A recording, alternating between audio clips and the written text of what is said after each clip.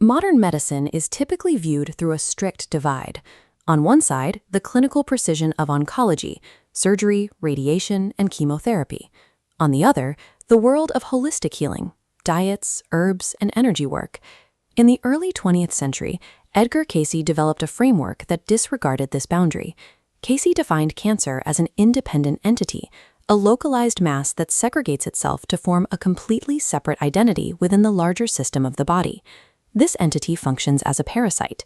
It survives by hijacking the host's resources, drawing vital life force energy away from healthy tissue to fuel its own expansion. This invasion takes root when the body's natural defenses fail.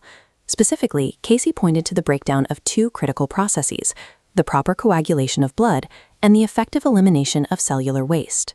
When waste accumulates in the system, it combines with chronic physical irritation, environmental toxins, and a depleted immune system to create the exact biochemical environment the entity requires to thrive.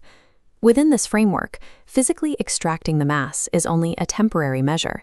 Unless the underlying internal ecosystem is corrected, the body remains a hospitable breeding ground for the parasite to return. It is a common misconception that Cayce's association with mysticism meant a rejection of clinical medicine. For severe or advanced cases, he explicitly directed patients to undergo immediate surgery to remove the physical mass. He frequently recommended following surgery with targeted radiation to halt the spread of malignant cells and reduce the physical pressure on the nervous system. Cayce categorized these clinical interventions as palliatives. They managed acute symptoms, providing immediate relief rather than addressing the root cause of the imbalance. Standard medicine wins the opening battle, buying time. Winning the war requires a different arsenal to change the body's internal terrain. Cayce pioneered energy medicine. He theorized disease begins as discord at the atomic level, the body behaving like an out-of-tune stringed instrument. Healing occurs when vibrations are adjusted from within, restoring harmony to the system's atomic structure. His primary tool for this internal tuning was the care system: circulation, assimilation, relaxation, and elimination. Circulation and assimilation were addressed through physical protocols. Osteopathic massages were used to stimulate spinal centers and lymphatic drainage, while patients consumed teaspoon-sized medicinal doses of pure beef juice to rebuild cellular vitality. Relaxation and elimination involved procedures to purge deep-seated toxins. He prescribed hot castor oil packs, intense fume baths, and colonic irrigations to clear the organs of accumulated waste. To target the anaerobic nature of cancer, patients ingested a carbon compound called animated ash, followed by exposure to a heavy ultraviolet quartz light. This sequence aimed to rapidly release oxygen to starve the tumor. He also utilized the wet cell appliance.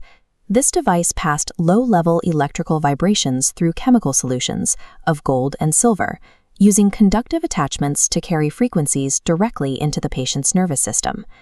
These intensive, coordinated therapies target the body's underlying chemical balance.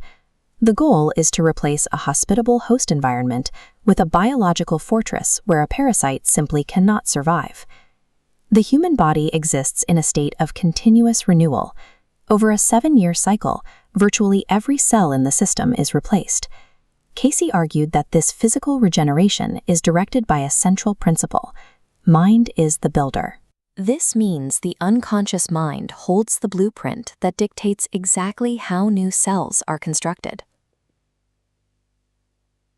This diagram illustrates the danger of negative mental habits.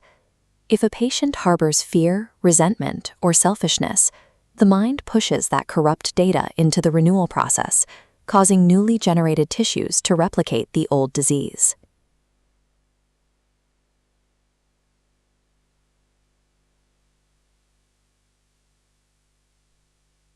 This is why Cayce asked terminally ill patients a provocative question: what will you do with your life if you are healed?